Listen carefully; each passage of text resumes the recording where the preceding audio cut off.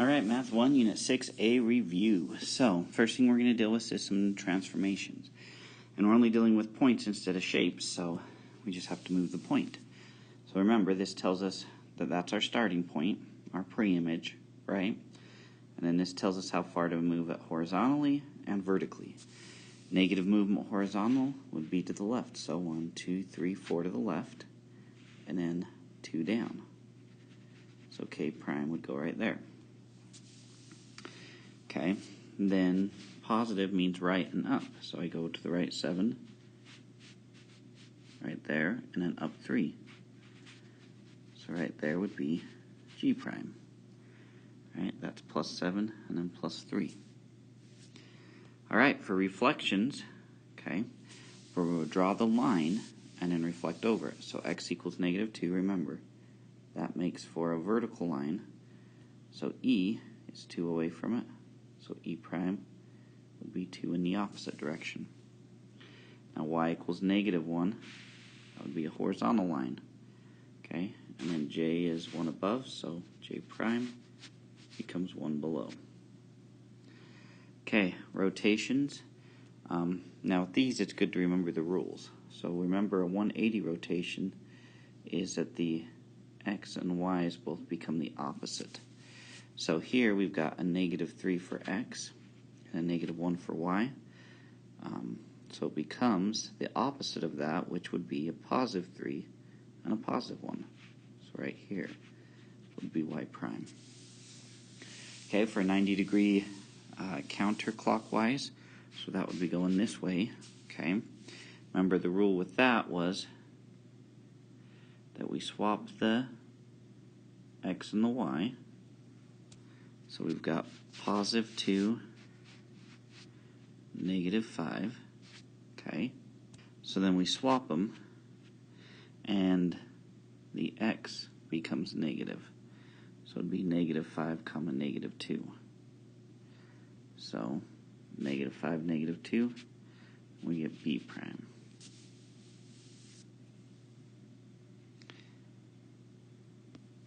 Alright, now on these ones we take a look at the rules.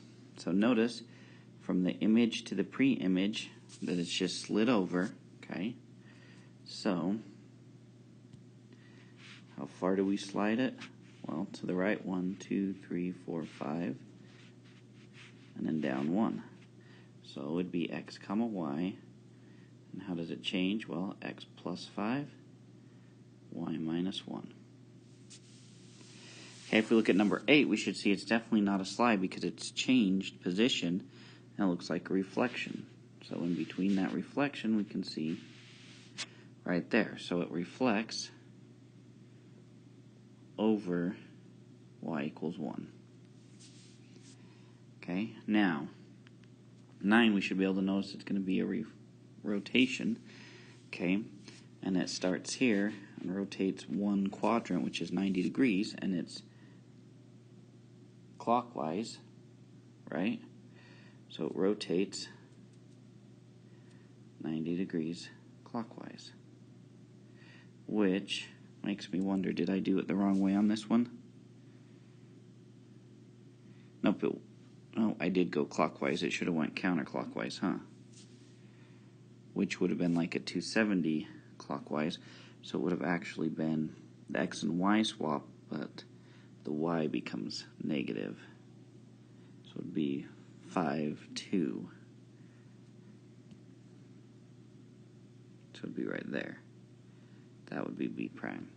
Sorry, didn't really pay attention to clockwise or counterclockwise. I should know better than that.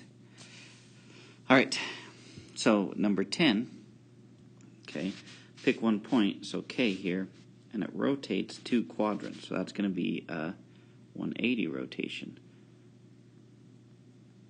Does it matter if it's clockwise or counterclockwise? No, because 180 is the same thing. Okay, now the triangles. Remember, we have 4 rules that we're looking at. If all 3 sides are congruent, the triangles are congruent. If 2 sides and the angle in between, if 2 angles and a side in between, or if 2 angles and a side not in between. Those are the 4 rules we're looking at. Okay, the non-rules, 2 sides and an angle not in between, and 3 angles, okay, or not enough information. Okay, so let's see what we got here. So remember, if 2 angles intersect like this, they're vertical angles and congruent. So I know that that angle is congruent.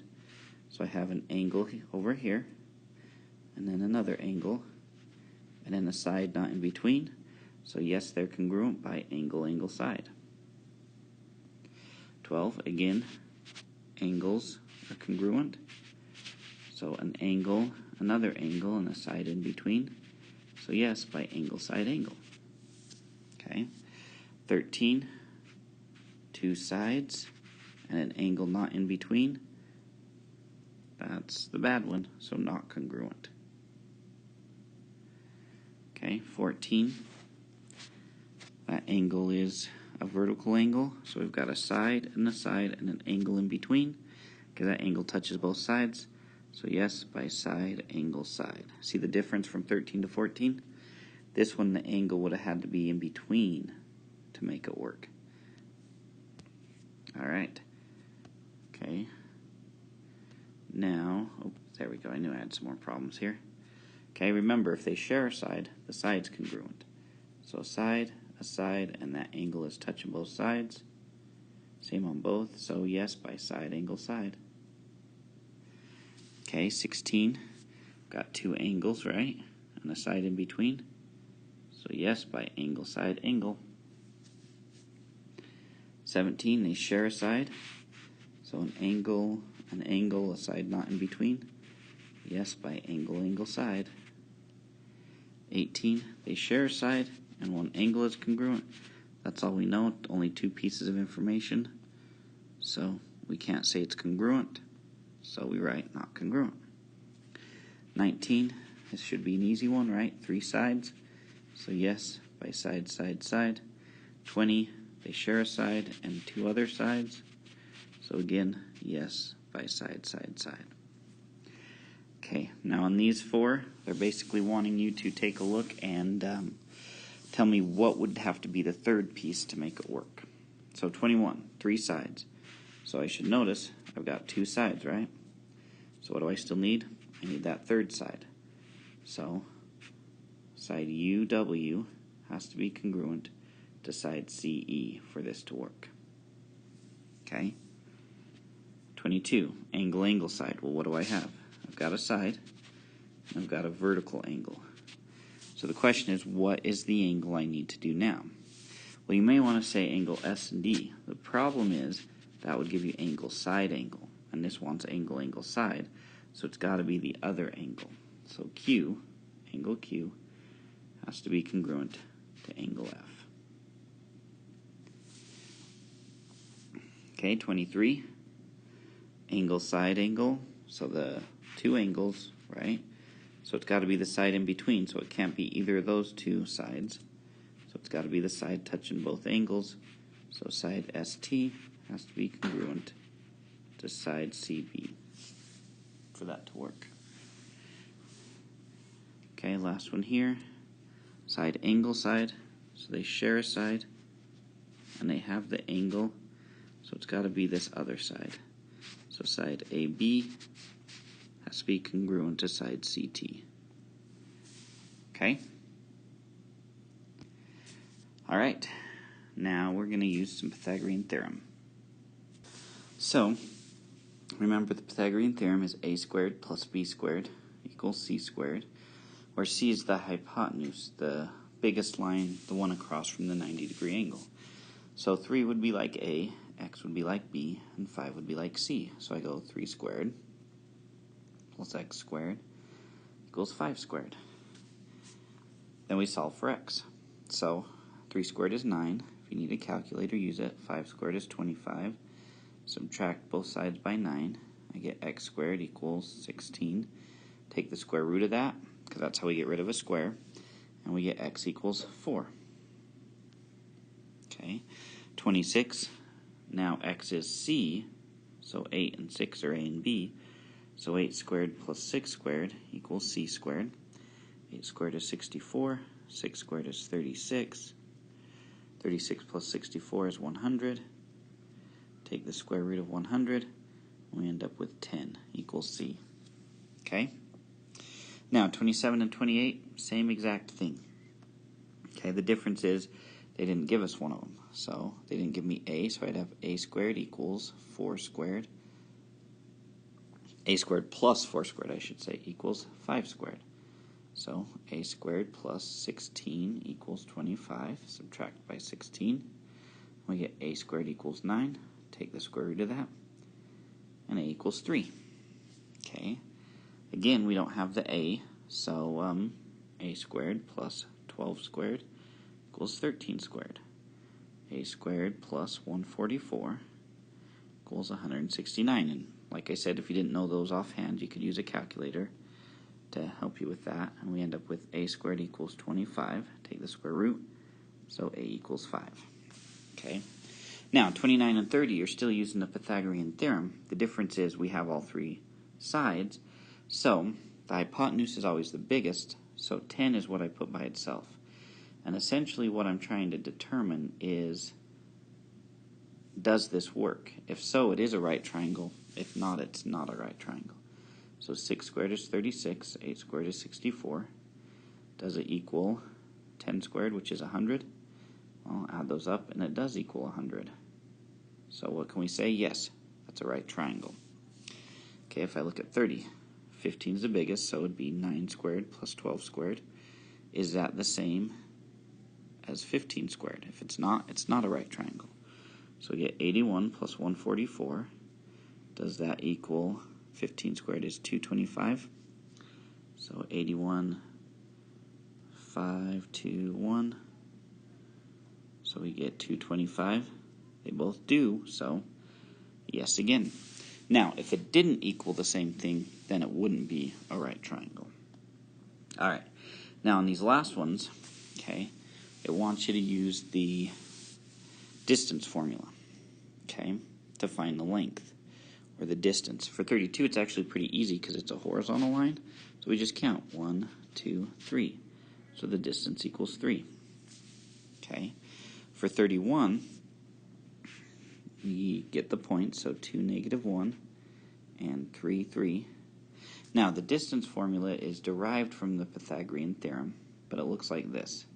So you subtract the 2x values, square them, add the difference of the 2y values squared, add them together, and then get the square root, which is basically what we did with the Pythagorean theorem. So, if you wanted to, you could take and make this a Pythagorean triangle with a side length of 1 and 4. Okay, I'll show you both ways. So if I did Pythagorean theorem, it would be 1 squared plus 4 squared equals c squared. Okay, so it would be 1 plus 16 equals c squared. So it would be 17 equals c squared. We take the square root of that, and then using a calculator, find out what the square root of 17 is, and round to the nearest tenth. So it's about 4.123, so just 4.1. Okay. Now, if we wanted to use the distance formula, we'd take an x value, 2, minus the other x value, 3, squared, plus that same y value, -1, minus the second y value, and square it. 2 minus 3 is -1, all under the square root, by the way. So -1 squared is 1, plus -1 minus 3 is -4 squared. -4 times -4 is positive 16. This is all under the square root. We get 17 squared is 17, which we know is that. So either way works, okay? For 33 and 34, generally it's a little bit easier to use the distance formula.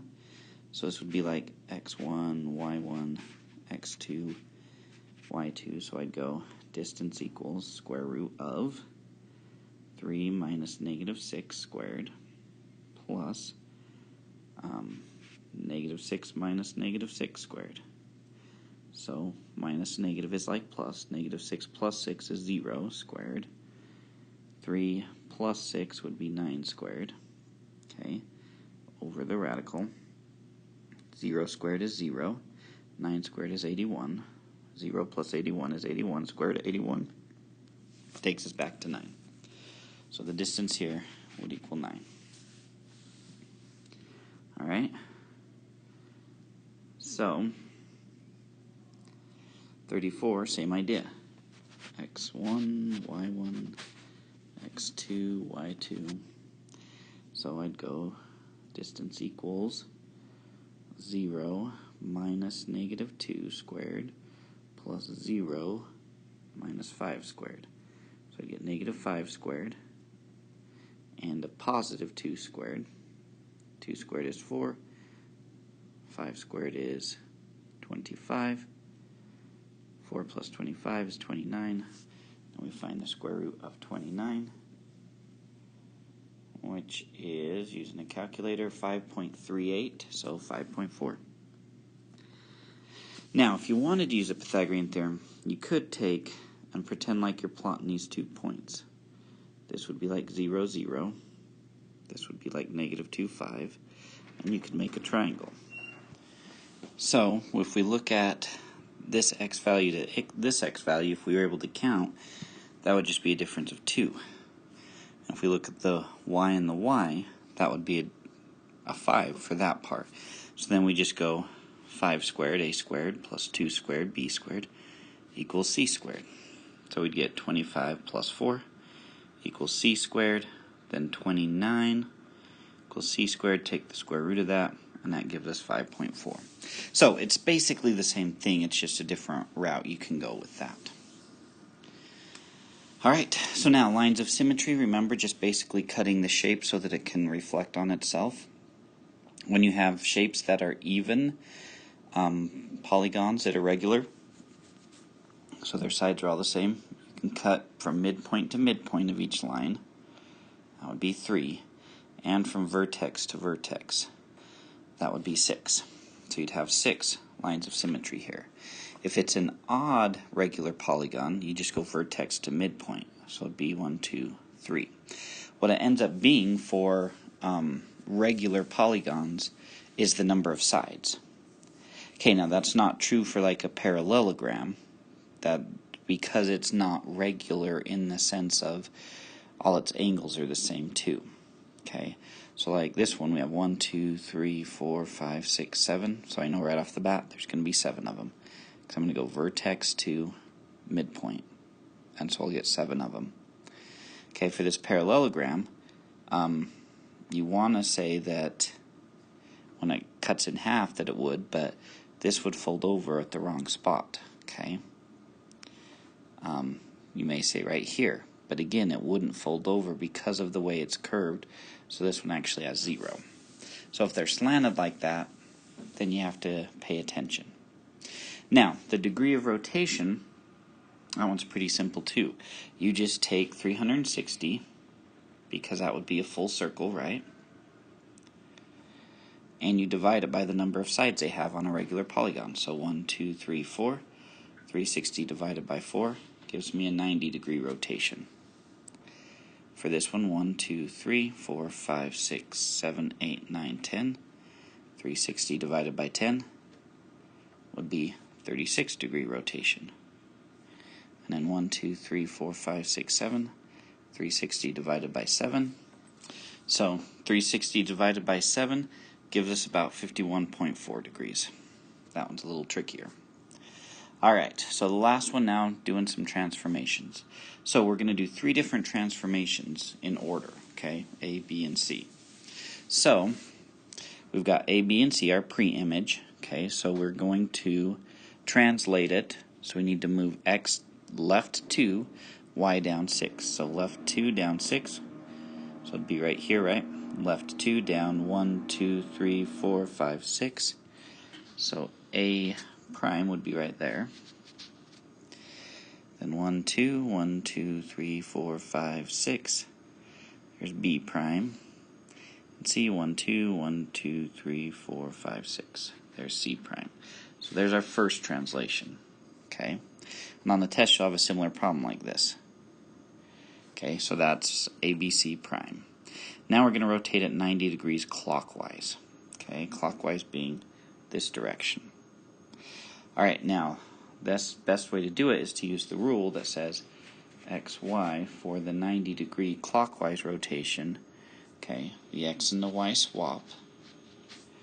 And the y value becomes negative. So this a prime point of 1, -2, it becomes positive 2 and then 1. No, the x should be, because that would stay -2 and that would be a -1. There we go, -2, -1. There we go. There's a double prime. Okay, so this point 4, 0 would swap and it would become 0, -4. Because the x and the y swap and the x becomes negative and the y stays the same. So 0, -4 would be down here. That would be C double prime. And B of 2, 1, that would swap and become 2 and 1, and it would be -2. So 1, -2, it would actually be B double prime is the same as A single prime. And there's my 90-degree clockwise rotation. Okay? Alright, and then the last one, reflect over x equals 1. So x is a vertical line of 1 would be right here. Okay, so we're reflecting over that line. So B double prime, because it's on the line, would also be B triple prime. A is 1, 2, 3 away, so we'd go 1, 2, 3. And that would be A triple prime. C is 1 away, so C would be right here, C triple prime. And there we go. So we went from here, translated, rotated, and then flipped. Okay? Alright guys, there we go.